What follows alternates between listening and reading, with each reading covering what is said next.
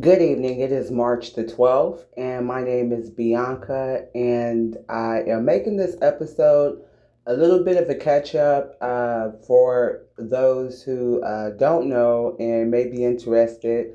I've made quite a few videos, so I want to do a recap and bring it up currently to my living experience at the Louise Inn and kind of what's going on in correlation to the Gamble Nippert YMCA and the Hamilton County Justice Center and system. Well, it started off in 2021 with me and my, at the time, 9-year-old daughter. We were attending the Gamble Nippert YMCA. Really didn't do much there. Had some problems with their daycare teachers, and so, these employees there are, acting as employees, but they're utilizing the grounds for human trafficking. And they're also a part of a theft ring as well. I'm not really sure, but it's either A or B. Either A, my family that I, don't talk to left me some money that I was totally unaware of, was just sitting in Hamilton County courts.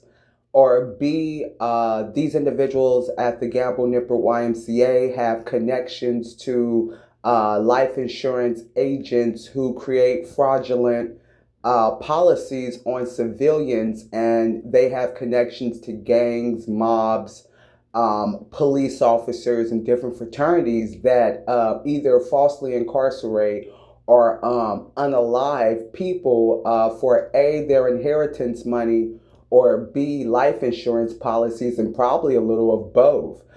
So a lot of those things that you hear online nowadays definitely isn't a myth or some type of folklore. It's definitely happening within the judicial systems across America. And, I want to pinpoint on Cincinnati, Ohio. Like I was saying, just being a normal gym member, I'm the type of gym member that I really don't talk very much to people because I'm only there for a workout. And I had brought my daughter there, and the teacher, Glenda Harris, and there was a lifeguard by the name of Zach Mainley. These two characters surrounded by a lot of other people that have a very big, great part in what's going on currently with me. I don't have my daughter. I'm not sure if she is still alive because of the human child trafficking that transpired out of the Gamble Nippert YMCA that they're trying to cover up, which is in correlation to their illegal connections with Hamilton County judges, lawyers, and police. And when you're talking about these type of individuals that have this type of connection, what is a normal civilian to do? When you're talking about, Freemasons, you're talking about people with certain titles and certain money bracket class, so that makes it hard to speak out against people who abuse the system, abuse the law, abuse who they know, whether it's their family that are cops and lawyers and judges, whether it's people they've known for a long time, et cetera, et cetera. People that are affiliated with for a long tenure. Through certain nonprofit organizations such as the Gamble Nippert YMCA, such as the Louise Inn, and not just these two organizations, but several organizations, we're talking about here, and and how these individuals from the Gamble Nippert YMCA have committed some type of identity theft with me and my daughter's information. Okay, so they sold my information to human traffickers.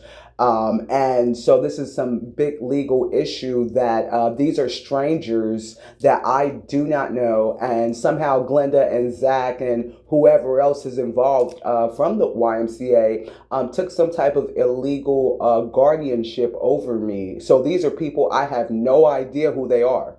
I have no clue.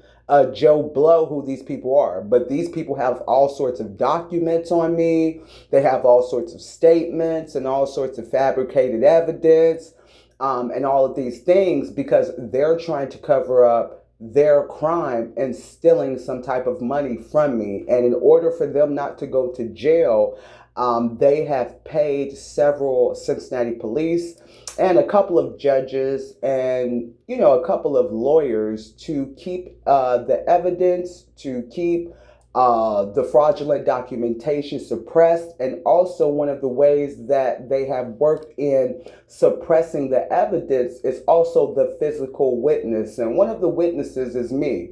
I'm one of the witnesses that can account to what I saw take place at the Gamble Nipper YMCA back in November 2021 to May 2022. So one of the ways that they are trying to suppress the physical evidence part, which, like I said, is me, and there may be other, I'm sure there are other people out there that are victims to this cult ring, this trafficking ring. But what I was getting at is I don't want to lose point, but one of the ways that they suppress the physical evidence is they pay landlords. So that's where I'm currently at, my third apartment, with them paying landlords and paying neighbors to do some type of framework, and like I said, in the last episode, I think it's one thing as a civilian to commit crimes and break laws, and you have to receive consequences. But speaking of consequences, these people from the YMCA, they are paying off lawyers, they're paying off judges, they're paying off police, and they're paying off who knows who else, social workers, psychiatrists, landlords, neighbors. Why are they doing this? Because they're trying to live off an innocent person's money. So these are scam artists, these are scoundrels, these are perpetrators, these are fraudsters, tricksters, scammers, people that work at the YMCA. So they don't want to be held accountable for their actions.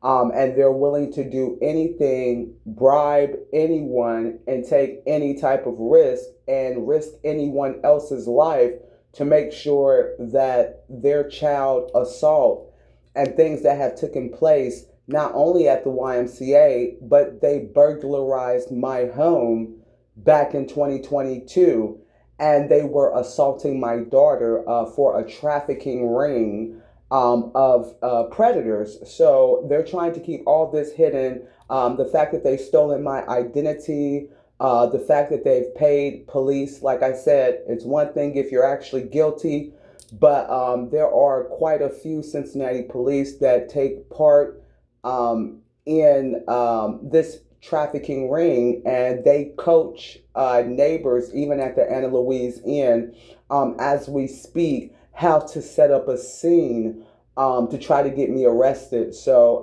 the management is paid, the neighbors are paid, several of the staff are paid to do so. And so this ring, this Cincinnati cartel ring, they operate in secrecy with the arrogancy of never being detected, never being brought to justice. They are very flamboyant in their criminal activities involvement.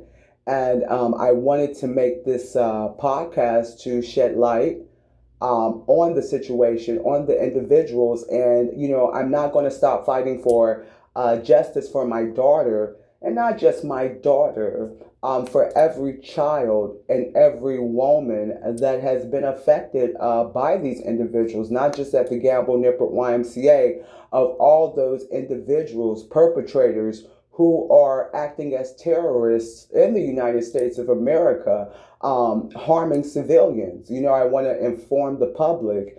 And that pretty much concludes this episode. And it's been a pleasure talking to you all. And peace, take care, and God bless.